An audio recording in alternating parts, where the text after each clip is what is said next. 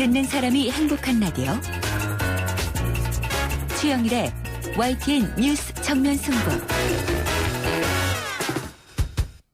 YTN 뉴스 FM 뉴스 정면 승부 4부 시작합니다. 수요일에 보내드리는 새 남자의 정치수다. 소종섭 전 시사저널 편집국장, 이강윤 정치평론가 두 분과 함께하고 있습니다. 자, 요거 이 여론조사를 내일부터 공표하지 못하게 돼 있습니다. 네. 이 깜깜이 선거 블랙박스 기간으로 들어가는데요. 자, 오늘까지 이제 나온 여론조사만 쓸 수 있는데 하나 읽어드릴게요. 이 여론조사 전문기관 리얼미터가 정당 지지도를 조사했습니다. 새누리당 지지율이 3주 연속 하락하면서 30%대 중후반으로 내려앉았다. 이거 4일 밝힌 건데요. 이것은 리얼미터의 3월 5주차 3월 28일에서 1일까지 4월 1일까지죠. 주간 집계에 새누리당이 전주 대비 1.2%포인트 하락해서 37.1%, 더불어민주당은 1.3%포인트 상승해서 26.2%, 그래도 이제 11.1% 정도 포인트 차이가 나죠. 국민의당은 0.8%포인트 상승해서 지금 14.8%. 이렇게 정당 지지가 나타났고요. 정의당은 8.5%로 변동이 없다. 이 내용입니다. 이게 지금 이 전국 유권자 2,528명을 대상으로 19세 이상 무선전화 61%, 유선전화 39%, 전화면접 및 자동응답, 병행 임의 걸기, RDD 방식으로 조사됐고요. 응답률은 4.8%, 표본 오차는 95%의 신뢰 수준에서 플러스 마이너스 3.1%를 이제 가져가고 있습니다. 이 외에 자세한 사항은요, 중앙선거 여론조사 공정심의위원회 홈페이지를 참조하시면 되는데, 결국 지금 이제 여당 지지율이 살짝 떨어졌고 야당 지지율이 살짝 올라갔다. 이런 얘기입니다. 요약하면. 지금 TK, PK 상황. 네. 이 새누리당 상황을 좀 집중해보면 왜 지지율이 이렇게 떨어지고 있나요?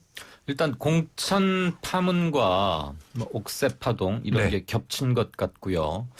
좀 너무 만만하게 봤던 게 아니냐 이런 점도 좀 있습니다. 그건 비단 새누리당뿐만 아니라 1, 2당이 각자의 전통적 텃밭에서 아주 심하게 내홍 또는 고전하고 있죠. 네. 그런데 더불어민주당의 호남에서의 고전은 뭐 또 다른 당이 생겼고 그쪽 당이 현재까지 많은 지지를 얻고 있기 때문에 그러는 것이고 네. 저쪽에서는 새로운 경쟁자가 나타난 건 아닌데 공천 과정에서 지나치게 공천관리위원회가 청와대의 눈치를 많이 받고 거기에서 굉장히 갈등이 커졌다. 네. 최대한 증폭됐고 그게 국민 감정상의 정서상에 비춰봐도 저렇게까지 사람을 말려 죽여가면서까지 내쫓아야 하는가. 아하. 이게 있었고 막판에 터진 옥새파동 이런 것들이 함께 묶여져서 크게 작용한 게 아닌가 싶습니다. 아. 한마디로 치면 이런 부분은 그러니까 주인이 바뀐 거 아니냐라는 생각을 유권자들이 하는 겁니다.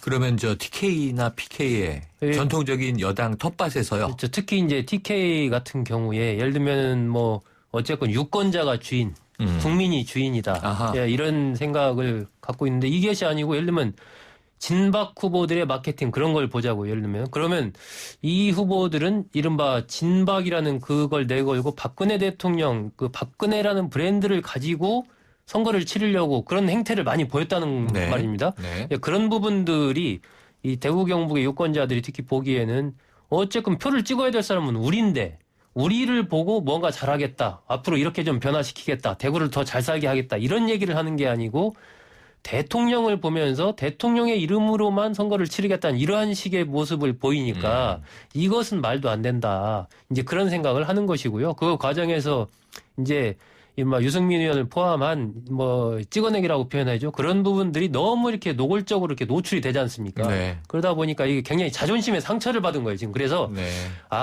이게 몰표를 주는 것이 꼭 이게 좋은 거 아니구나. 한 번씩 좀 이 야당 후보한테도 좀 도와줘야 되겠다. 그래야 변화가 있겠다. 이런 생각을 하는 겁니다. 지금 그러니까 김부겸 의원은 뭐 그렇다 해도 홍일학 의원 같은 경우도 지금 계속해서 이른바 좀 강하게 세를 유지할 수 있는 것이 이런 것이 뒷받침이 되기 때문에 네. 갈 수 있는 거거든요. 이런 부분들은 새누리당으로서는 저는 총선은 총선이라고 쳐도 내년 대선이 있지 않습니까?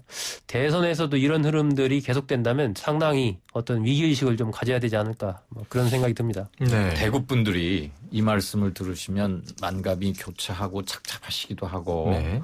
화를 좀 내실 분도 계실 것 같습니다만 이런 말이 있었다고 해요. 전통적으로. TK라고 하는 것 중에서도 핵심이라면 역시 대구겠죠. 네. 특히 이명박근혜 정부 들어와서는 대구의 국회의원은 선출직 국회의원이 아니고 임명직 국회의원이다. 본부의 핵심에 눈에 들어야 그렇게 낙점이 돼서 공천받고 이렇게 되는 거다. 뭐 이런 얘기라는 게 실은 민주주의 자체를 원천적으로 부정하는 유권자들의 여지나 몫을 없애버린 거 아니겠습니까? 네. 그런 점에서 각 당 텃밭에서의 굉장한 변화, 이것은 이번 총선의 가장 큰 특징 중에 하나로 분류를 해야 되고 그것이 전하는 시그널은 결코 간단치 않다. 정치권이 그것을 어떻게 수용하고 어떻게 자세를 바꾸는지 그것도 과제로 나올 것 같습니다. 대구 경북은 우리 현대사에 있어서 굉장히 그 주류 의식이 강한 그런 지역이거든요. 네. 박근혜 대통령 이후로 어쨌건 우리 사회의 핵심 골간을 형성해 온 게 이른바 대구 경북 세력입니다. 네. 그런데 이번 공천 과정 등등을 보면서 이건 아니다. 이런 생각들을 좀 가지면서 좀 마음에 좀 상처를 받은 것이고 그것이 이제 지금 새누리당으로부터 일정하게 이완돼 가는 그런 정치적인 흐름으로 나타나고 있는 것이죠. 자, 두 분의 표현은 뭐 조금 차이가 있습니다만 제가 이제 정리하자면 대구 민심 뿔났다 이렇게 정리되는 것 같습니다. 네, 맞습니다. 그러니까 이 결국 권력이라고 하는 것이 민주주의 국가에서 이 표를 주는 유권자 주민들에게 봉사하고 섬겨야 되는데 오만했다. 그래서 화가 났다. 이제 이런 이제 것으로 정리가 되는 것 같아요.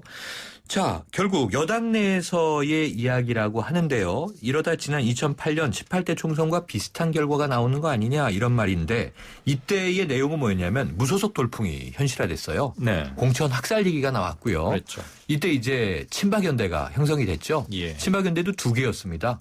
서청원 의원이 하나 주도하고 무소속연대를 김무성 당시 그랬죠. 의원이 네. 주도해서 20여 명이 살아 돌아왔는데 결국 복당들을 다 했습니다만 이렇게 될 것 같으세요? 저는 그렇게까지는 돌풍이 있을 것 같지는 않습니다. 당시 박근혜 의원 대표, 지금 이제 대통령이다만 국민도 속고 저도 속았다. 그래서 이명박계에 의한 친박계 공천 학살. 그 말이 한마디로 나왔죠. 이렇게 줄였는데 네. 4년 후에 그게 그대로 지금 8년 후에 그대로 재현되다시피 한 거 아닙니까? 네. 전 무소속이 대구 지역에서는 일부 강세를 확실히 보이는 건 맞고요. 네. 수도권에서는 그렇지만 서울에서는 과거 13대인가 이철 의원하고 홍사덕 의원 빼고는 네네네. 무소속이 된 적이 없습니다. 네, 그리고 네. 최근 맞아요. 10여 년 동안은 아예 한 명도 없었고요. 네. 서울에서는 힘들 것 같고 인천 같은 데서 하나쯤 물론 이제 이재호 의원은 조금 가능성이 굉장히 높긴 합니다만 네. 전반적으로 무소속은 6명 많아야 7명 근데 6명을 넘치는 힘들 거라고 봅니다. 대구와 서울 뭐 이런 것들 말고는 무소속은 이번에는 힘들다. 고로 친박연대 같은 파괴력을 갖기는 힘든데 네. 그게 친박연대가 그때 그렇게 큰 파괴력을 보일 수 있었던 것은 핵심이라고 할 수 있는 박근혜 대표가 당 안에 있었어요. 그랬죠. 근데 지금은 유승민 대표가 돌풍의 핵이긴 하지만 네. 당을 지금 떠나 있는 상태고 맞습니다. 그 당 안에 있느냐 밖에 있느냐의 원심력, 구심력 관계는 상당히 크게 작용한다고 봅니다. 네. 그래서 18대 때와는 좀 양상은 다를 것이다. 네. 자, 지금 이제 청취자 문자 몇 개 읽어드릴게요. 4849님, 새누리 158, 더민주 106, 국민의당 27, 정의당 4, 무소속 5 이렇게 이제 해주셨어요. 자, 1345님, 저는 호남 사람입니다. 인천, 서울, 경기는 이게 국민의당 많이 표를 얻기가 어려울 것 같습니다. 이런 취지를 주셨고요. 그러니까 이게 지금 호남 지역에서의 국민의당 돌풍과 수도권의 온도차가 다르다라는 말씀을 좀 전하고 싶으신 것 같아요. 그리고 1223님, 자꾸 여당의 불리한 측면만 보도할 수 보수가 집결할 것입니다. 그래서 지금 여러 가지 정치적 입장과 견해가 엇갈리고 있는 것을 청취자 문자에서도 알 수 있습니다. 자, 더불어민주당 상황 잠깐 짚겠는데요. 지금 TK, PK 이야기를 하면서 지금 새누리당의 민심이 뿔났다. 전통적인 텃밭에서. 네. 근데 야당도 이건 다르지가 않습니다. 더불어민주당의 전통적 텃밭이 이제 호남, 광주였다고 한다면 지금 뭐 당이 두 개로 쪼개져서 경합, 경쟁을 벌여야 되는 상황이니까. 자, 김종인 대표가 이런 얘기를 했군요. 광주에 5년간 3조 원 투자 유치하고 2만 개 일자리 창출하겠다. 특별 기자회견에서 나온 얘기인데 어떻게 분석하십니까? 소정석 국장님?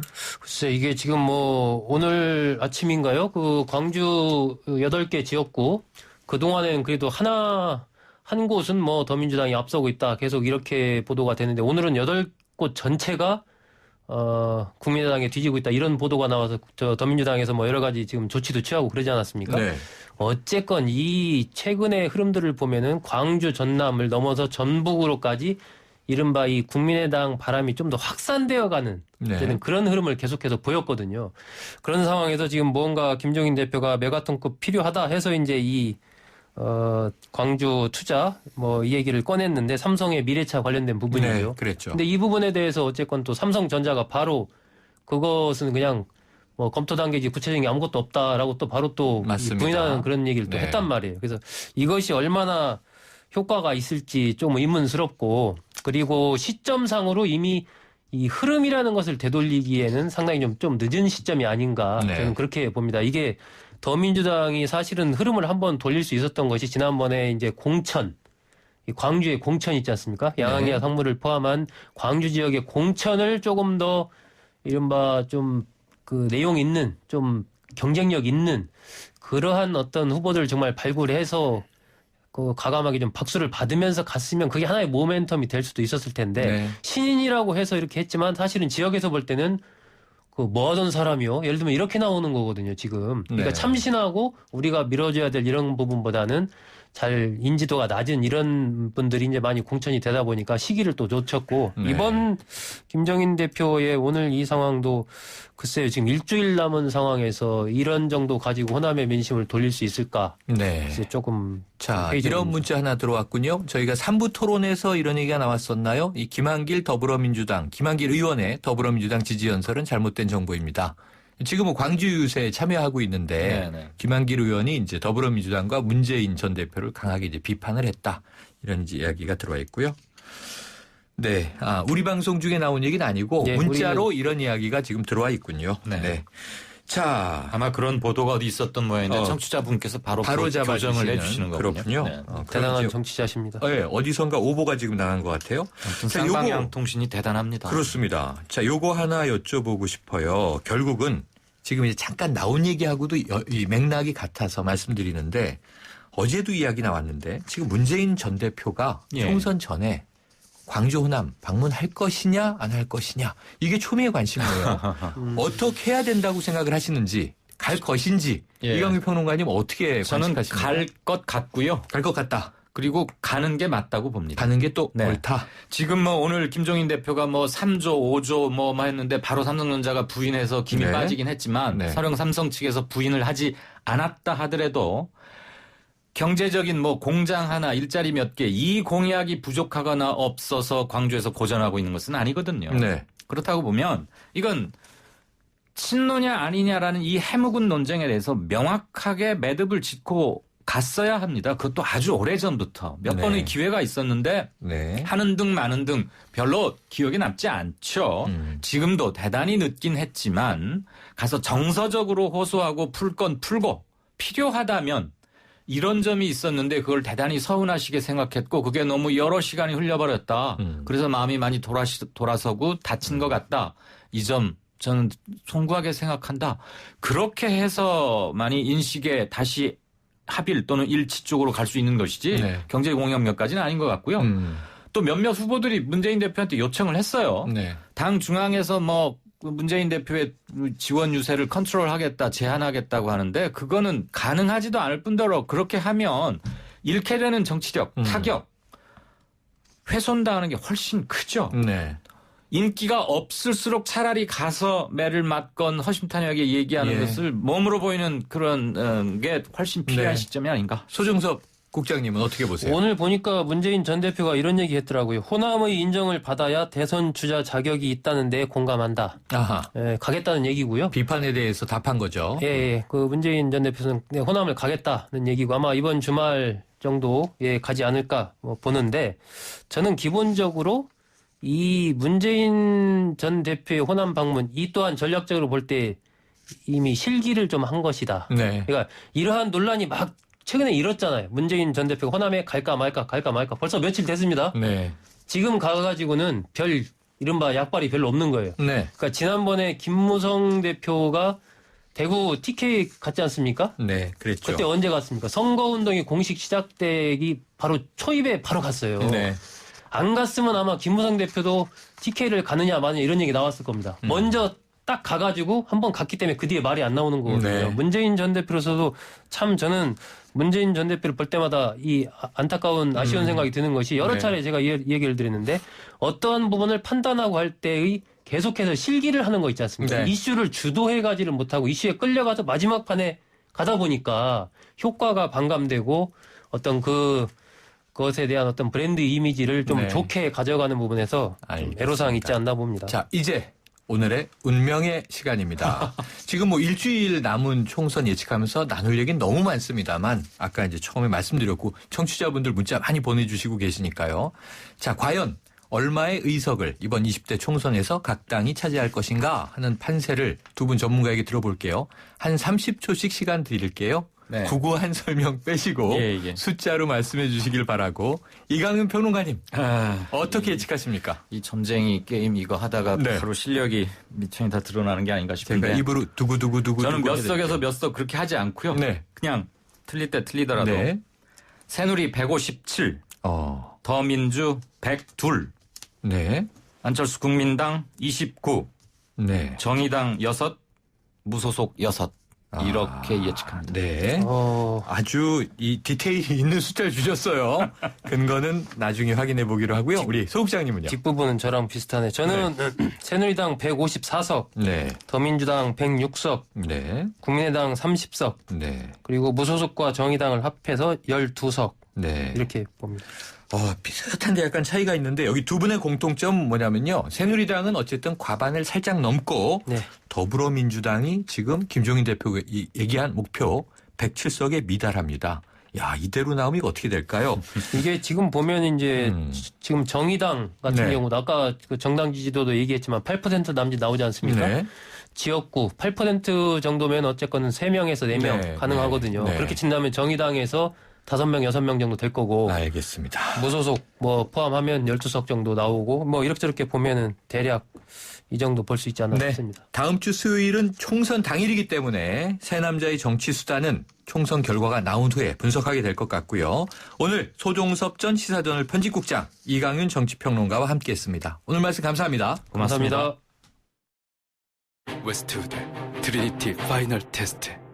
등산화가 숨을 쉬는가? 타이어 설계 기술로 접지력은 강력한가?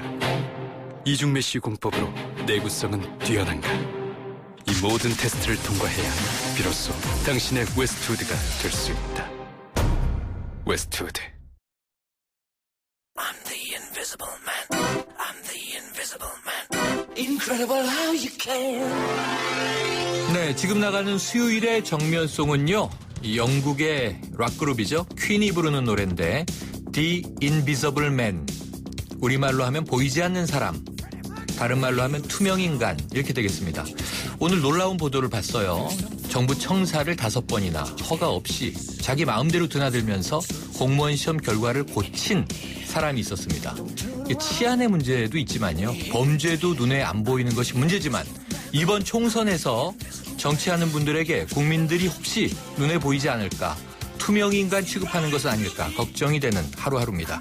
YTN 뉴스 FM 뉴스 정면 승부, 오늘 준비한 내용 여기까지입니다. 지금까지 프로듀서 박준범, 작가 홍기희, 강현지, 그리고 기술감독 안홍진, 황보화, 진행의 최영일이었습니다. 내일 뵙겠습니다.